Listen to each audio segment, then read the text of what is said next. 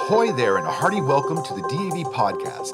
Prepare to be captivated, dear listeners, as we cast off into a truly remarkable narrative. Today, we have the distinct honor of hosting an individual whose life story reads like an epic adventure. A man who has navigated the formidable waves of the Royal Navy and charted a course into the exhilarating and demanding realm of culinary artistry.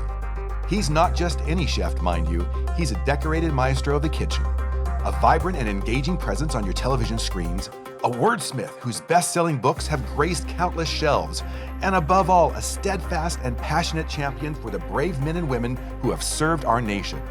So settle in and make yourselves comfortable and allow DAV's Elizabeth de Pompey to introduce you to the one and only, the incredibly inspiring Chef Robert Irvine. Okay, I want to start by asking what I ask any veteran who I talk to, which is, can you tell me a little bit about your service? Yeah, I started in the Royal Navy, Majesty's Royal Navy, at the age of 15 and a half years old. Why was that? Because I was a bad kid at school. My mother would go to school, I would double back and drink my dad's beer. One day she called the house and I got caught, and she marched me to the recruitment office. I was already a sea cadet from the age of 11, which is like ROTC. I took the Maths and English test, got 5.5, the lowest of both of those tests. And the recruiter said, "Congratulations, son, you're in the Her Majesty's Royal Navy and going to be a cook." And here I am at 60 years old, still cooking. And did you have any family who served? My dad was in the Army. My brother was in the Army. I'm the only one that turned to the Navy and Marine Corps.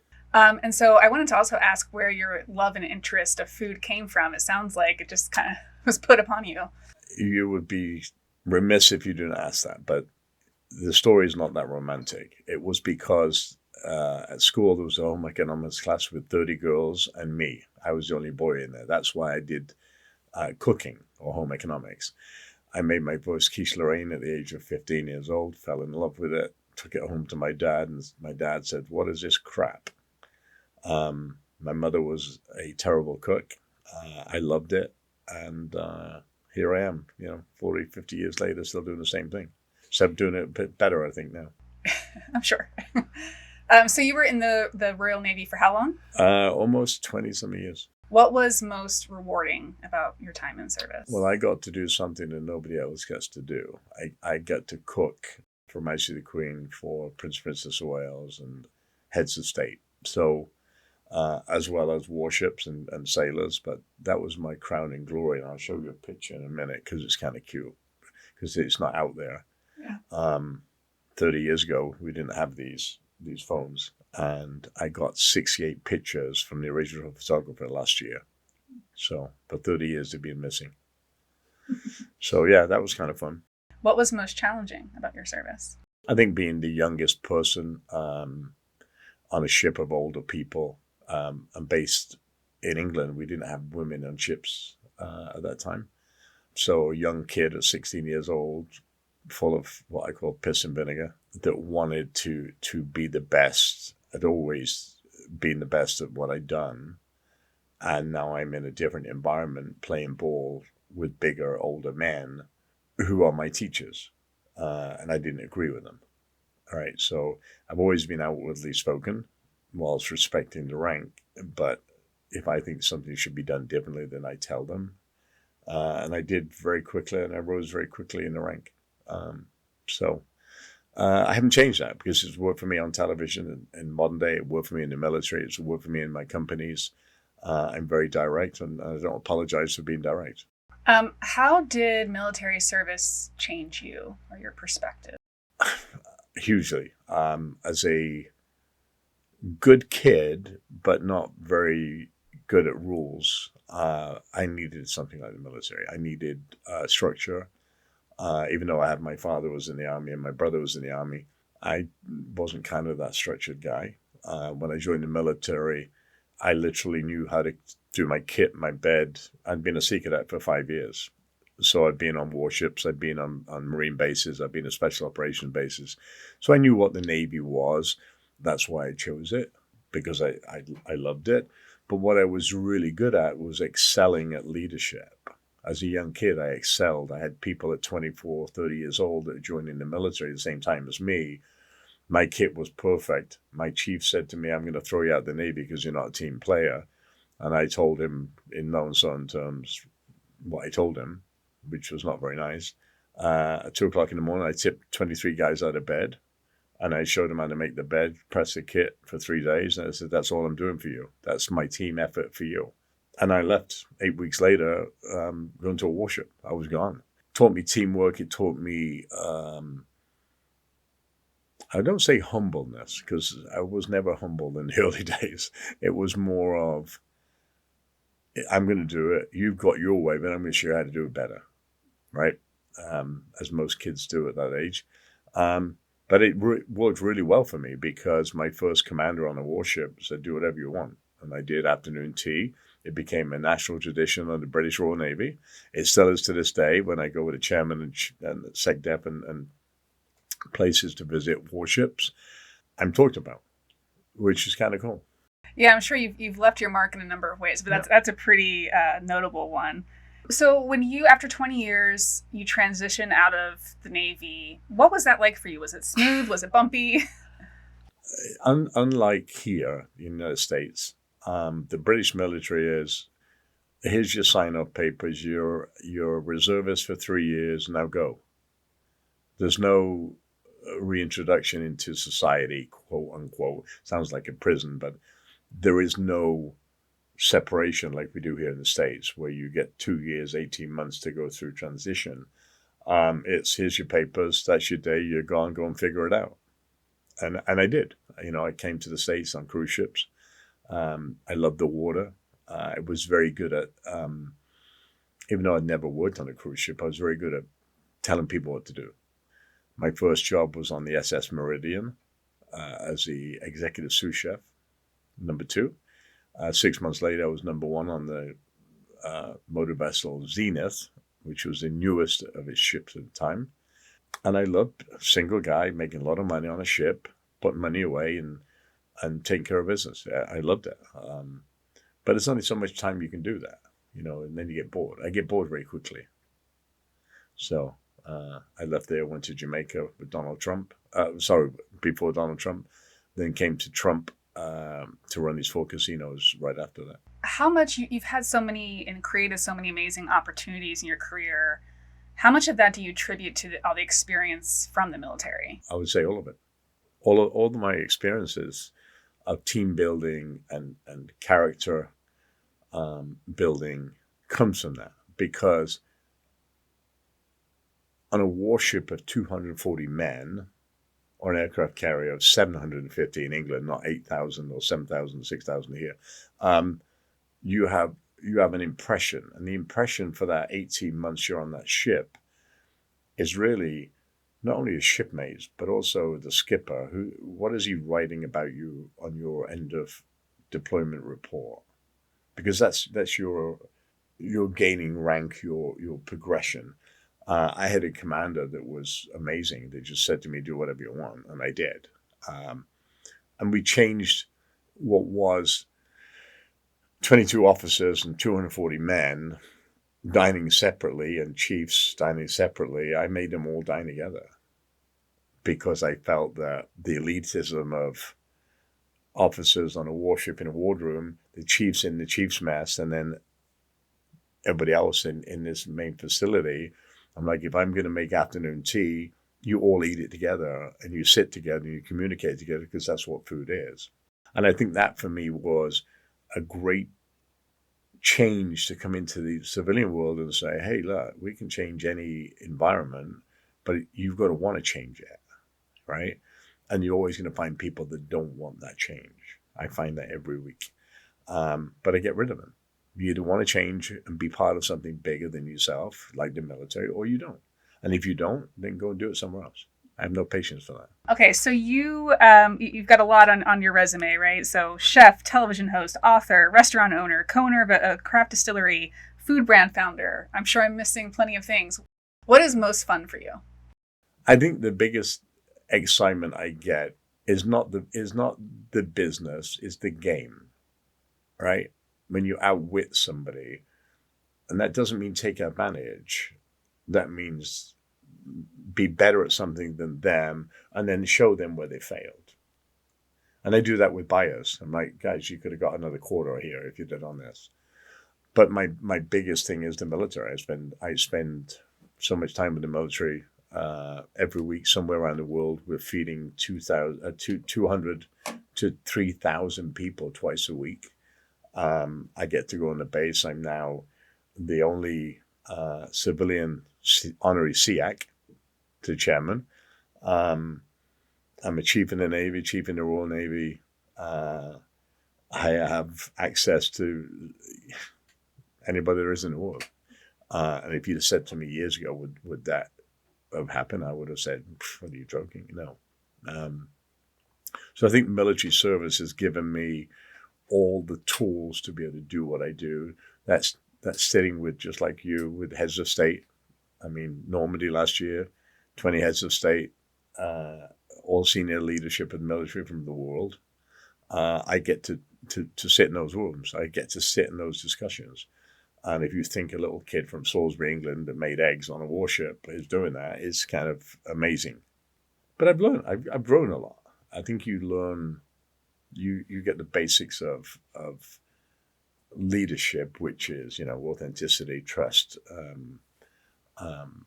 empathetic leadership, and all those kind of things. Then you have to take it to another level. I think TV helped me take that to a different level of understanding. Interrogation, right? Because that's what I do on a TV show, but I do it in real life too when I'm talking to people. So I think that's been a big change for me. I can ask you 5 questions and figure out all about your life. We won't do it, but I could. Thank you. And somebody who's been with you for 20 years wouldn't know what I found out in 5 minutes from you. I've got a knack of that. It's good. So I think the military's taught me everything about everything I know.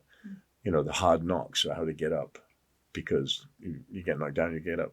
There's nobody going to pick you up. Yeah. So I think, the military is the best thing ever to happen to me or my family or my kids, for sure. What's on your bucket list? Well, right now I've got a big one, because it's I mentioned earlier, I'm in the modernization of the joint force. It's the biggest task I've ever taken on. 2.7 million people, 5 meals a day around the world, and the purchasing and all those things that we're working on. But it's good because I was in the military. I'm not in the military, so for me it's easier to be blunt, because I'm not wearing a uniform. Mm-hmm. If I'm sitting with a 4-star admiral, which I just did 2 days ago, and said, "Hey, look, this is wrong. You're doing this wrong," I'm not getting backlash because I'm a petty officer. I'm a guy telling you what you should do to make it better, to leave your mark on history of the Navy, mm-hmm. which will benefit the men and women who sail on these ships. So I'm in a very unique position that I don't have to say yes, sir, no, sir, 3 bags full, sir. I say what I feel, and I feel what I say, and I back it up with data. So it's not because Robert Irvine says you should do this. It's because the data says this is what they want and this is how you should do it. So I love that part about it. Mm-hmm. If I've never been in the Navy or the military, I wouldn't have the same aspect or same thought process. And can you speak a little bit more about this project you're taking on? So it's about revamping. So 14 years ago, I started with 4 Secretary of Defenses, 4 chairmans, 4 vice chairmans. And as the system goes, every 4 years, you're gone. You're replaced. So I would start the project of being on a trip around the world with the vice chairman and say, what is this food? We're expecting these people to be like athletes, and yet we're feeding them garbage. So I started that 14 years ago. Only 24th of December this year was it passed by legislative branch and Senate to change or modernize, they should say, which is meaning change the facilities, dining facilities in the Army. We have 5 of the biggest bases right now. I rewrote the RFP to almost look like a college. But I took senior leadership, all our Navy, Army, Air Force, to Columbia University before their upheaval there, and showed them what we did 9 years ago, because the age group of the collegiate is just like the military. I get the same amount of money for the collegiate feeding as I do the military. And I have 95% retention rate in 1 year to 5 years in the center of New York City, where you can go anywhere within 3 minutes and get any type of food. That tells me that we're doing something correct, because they can choose where to go. Same as our military. They are choosing, even though we give them money, we take money from them for their food, they're choosing for me to take that money, but then go and eat somewhere else and spend more money because the food is not good. So I started that project 14 years ago. We're finally getting somewhere with it. 5 bases. I did Fort Jackson first. That was done a year ago. There's a lot of press around that with the New York Times, and CBS are about to follow us doing the other bases now. Warships to follow. So yeah, that's my biggest project, is gratuitous services agreement with Robert Irvine Foundation, meaning I get $1 for doing it. But it's great because I know that we're going to leave the place better than we found it. And the food service in our military across all branches has not been changed since 1940. I don't mean the little ups and downs that they fixed, but the purchasing the food, the holistic circle of food. Where do we buy it? How do we cook it? How do we hold it? How do we feed them? How do we educate them? And how do we educate the families when they go home? Mm-hmm. So it's a holistic approach. Okay, so you have generously volunteered your time to DAV Patriot Bootcamp, our program for entrepreneurs. Tell me what those experiences have been like and why you do it. Let me tell you why, first of all. I think what DAV Patriot Bootcamp is doing is giving advice that these folks would never get anywhere else. They would have to scrape through it, read through it, if it was available to them. Now DAV has got mentors that are way smarter than me, but have experience in all these, whether it's AI, whether it's kitchens, whether it's sources or food production, manufacturing, etc. And they get this intense course over 3 days, 2.5, 3 days, to get to sit and talk to people that have been through it and been through the pain, been through the learning, may have lost some things, but won greatly on others. And I'm one of them people. I have sold companies for billions. If you'd have said that to me 5 years ago, 10 years ago, I would have laughed at you. But through hard work, the product line itself, and creating something that was a necessity or became a necessity, and that's how we've been successful. So DAV is paying that forward for me and making sure that, I'm not a nice, warm, fuzzy guy. I'm a guy who's going to tell you, don't do that, and why not to do it, and how to do it. I'm not a banker. I've had bankers. I have my own bank right now, but I've had to learn that. And hard knocks is a way to learn something, because you respect it more. It's your money instead of borrowing $200,000 from your family and friends. And by the way, losing it and not caring, right? Because that's what happens. I chose not to do that. I chose to bootstrap it just like everybody else, and learn from those failures, I suppose you would call them, or those walls that get in the way. And to overcome those, So my brand has become the Impossible brand because of what I've done. And I want to share that because it's exciting. It's not boasting. But I don't know anybody that started a company and become number 3 in the world on its own with no institutional money or no big conglomerates. FitCrunch was number 3 in the world that was independently owned by me. I don't know anybody who's done that yet. Yeah. Yet. But I want to share that because it's not a boasting. It's about the mistakes I made. And I made a lot of mistakes because I didn't have DAV to help me. I didn't have, way back when, the resources that these young folks have today.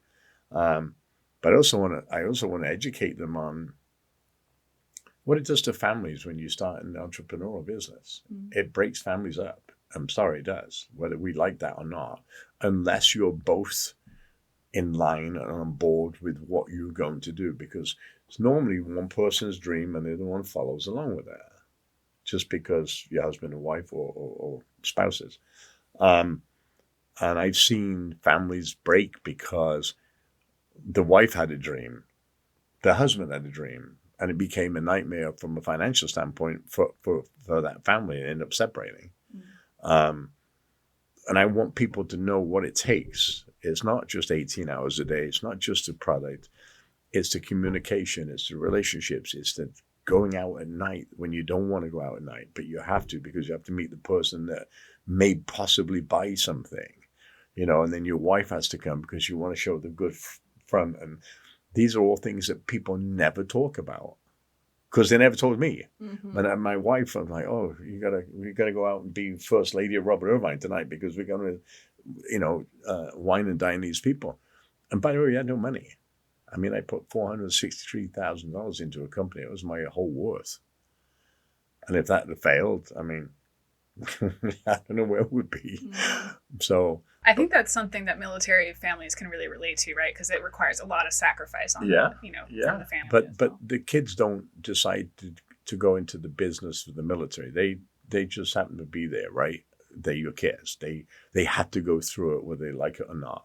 And 9 out of 10 times those kids come out amazing. Either they're join the military, or they go and do their own thing because they don't want anything else to do with the military. But military kids have it tough, period. They get moved every couple of years. They get new friends. They get new schools. They get to go to different countries. I found that exciting. I still find it exciting. I get to take my wife to Iraq and Afghanistan and Syria and Poland and Spain. And so for me, it's exciting. It's like I'm living a kid dream. I'm living in Disneyland. This is Disneyland for me. It's not work. I don't think I've ever worked a day in my life. And people say that. I worked hard. I fell asleep on decks cleaning them, but I don't think I've ever really worked. I've had a passion for food and helping people for a long time. So they just go hand in hand. Can you tell me about someone who's been a mentor to you? Every person I meet. There's no such thing as somebody knowing something better than you. I don't believe that. I'll give you an example. I used to have a cleaner at Taj Mahal, a dishwasher, and he would come to me every day and say, I want to show you how to make you something. And I'm like, here's the books, go back to the computer, do that. And one day he came to me and he said, I've got this idea. And I said, oh, I love ideas, let's do it. So he made a lasagna without using lasagna sheets, but plantain. And I'm like, oh, this is going to be interesting. Okay. It's the best thing I ever used. By the way, I told him I'm stealing it. I'm going to put my name on it. I did, but I always give him, he's now the executive chef, took my job, but he was a dishwasher. And I trained him. He became the executive chef of Caesar's Atlantic City, still there now, Ruben Espinal. But he taught me that you don't know everything. We think we do, but it could be a cleaner. It could be a homeless veteran on the street. There's something you can pick up from everybody every day. And I've never lost that. My inquisitiveness has never gone. I don't know everything. I know where not to fall. I know where the minefields are in the businesses. And I know where the minefield of people are because I've dealt with them. So that's why it's important for me to come back and give back. Because I've had some good fortune, and I wish I'd had DAV when I was doing it. I want to make sure I ask you about the Robert Irvine Foundation. Can you tell us about that? Robert Irvine Foundation was started in 2014. I've been working with Garrett Sinise for 15 years. We created the Invincible Spirit Festivals together, traveled around the world together. He was going to Alaska with the Lieutenant Dan Band. I was going to Honduras with Special Forces to do 4th of July. We met on social media. He said, "Is this the real Robert Irvine?" And I said, "Well, I've got the blue check. You don't. Are you the real Gary Sinise?" It was. And we've been friends ever since. But he was doing things which was great, which during wartime, which I call wartime, 18 years of war, he was building houses and doing the things. I didn't want to do that. I wanted to really focus on mental and physical health. Early on, way before all these people were talking about post-traumatic stress, and I'd already started that. I'd partnered with Homefront. I'd partnered with Boston University. I'd partnered with WWE for concussions and brain injuries. That was my thing. Fitness. How do we get people to see themselves as machines, right? What we put in is what we get out. What we put in here is what helps us. So I started that in 2014. I still work with Gary very closely. I work with a bunch of TAPS organization, USO, Armed Forces Entertainment, all these kind of things. But we do mainly wheelchairs, dogs, Reuniting the Brave, which is putting people back together after 20 years as the unit. We've got a big march coming up in Scotland called the Yomp, 54-mile march, where I'm taking 80 folks. So we're doing all of reuniting the brave, putting people back together. I feel once you've left the service, you become an island on your own, and we lose the tribal effect. So the foundation literally puts people back together, and it sounds like really cliche when I say this. That putting people back together saves lives, gets them out of 4 wars, gets them around a tribe. And I have people literally last night say, "You saved my life." I think that's the biggest thing for me and the foundation is, how do we make a difference? Yes, we do money grants, we do food grants, we do cooking lessons, we do, all these things that are special. But I think it's really letting folks know that we care, where our government fails, both sides, right? Democrats, Republicans, independents, all of them. This is where the DAVs of the world, the Robert Irvine Foundations of the world, the Sinises and the TAPS, they fill the void of where our government fails. And if it wasn't for the education programs, and there are thousands that DAV does, and talking about what you can get, your benefits, and all these other things that you do great, if we didn't do it, these folks wouldn't get it, because they don't know. And I think that's the biggest thing for me is tell the story of the people so they don't have to suffer like our Vietnam veterans did. Because that's, to me, really abysmal. I was sitting at a bar the other day with 3 World War II veterans. I had 196 of them last year 186 of them, sorry, in Pointe du Hoc. And it's amazing to me when you go to small towns in France that were liberated by the Rangers and other folks, obviously, how much respect they have for the American military. Not in Paris, where, the big cities, but they're liberated. There was kids at 13 years old to 20, 30, 40 years old, Prince Albert and Monaco, all these people wearing GI uniforms. It was very proud. I'm an American citizen for 23 years. I was very proud of because we don't have that in this country. It's starting to come back, but we don't have it, And for me, telling the story, and I got to do, I host a Memorial Day parade for ABC. I host, all these Medal of Honor dinners and all the things that I do personally because it's so fulfilling to me. I get to tell them stories. I get to tell Paris Davis, a captain, Vietnam veteran, Woody Williams. I get to tell their stories when they're alive and when they die. I get to be a piece of that history, which to me is, as a British guy coming to the States, we're steeped in history in England, obviously, because we're not so much in America. And I want to keep doing this, telling those stories of those men and women that have gone before us. We stand on the shoulders of giants, and our kids are not there yet. They don't understand that, and I want them to understand it. That's why the Congressional Medal of Honor has got such a great school program, because it puts kids on planes with these heroes to talk and go and see things, and I think that's what this country misses. It's getting there, but we've missed it for a while. Chef, thank you so much for your service and for all that you continue to do for so many of us. Is there anything else you'd like to add? No, just to anybody that listens, and you're a veteran, you're not alone. You're always with somebody. We're a phone call away, or an email away, and that's any of us, DAV or Robert Irvine. If you're starting a business, make sure you do your homework. Make sure you come to a DAV Patriot Boot Camp, because it will help you. And thanks to all the service members and their families that have given their time and their life and their kids. And it's a big deal for me personally. Wrapping up another episode of the DAV podcast always leaves me feeling inspired. And today is no exception. A huge shout out to the one and only Chef Robert Irvine for gracing us with his powerful story and for his steadfast commitment to our veterans.